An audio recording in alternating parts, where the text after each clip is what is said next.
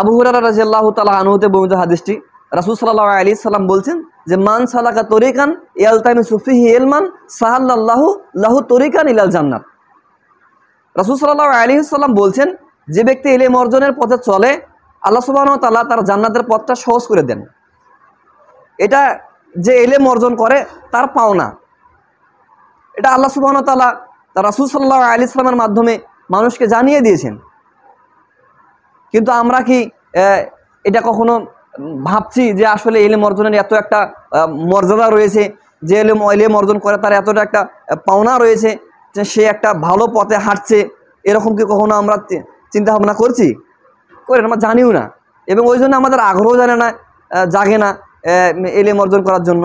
তো আমাদের প্রয়োজন যে ইলম অর্জন করা, যেহেতু একটা এত মর্যাদা দিয়েছে, যে ব্যক্তি ইলম অর্জনের পথে চলে আর আল্লাহ সুবহানাহু ওয়া তাআলা তার জান্নাতে যাওয়ার পথটাকে সহজ করে দেন। যে ইলম অর্জন করছে, পড়াশোনা করছে, সে ব্যক্তি কি করছে? জান্নাতের পথে চলছে। তো আমরা কখনো এটা শুনিনি, চিন্তা ভাবনা করিনি, যার কারণে এই বিষয়ে আমাদের কখনো মনোযোগ হয় না, আগ্রহ হয় না।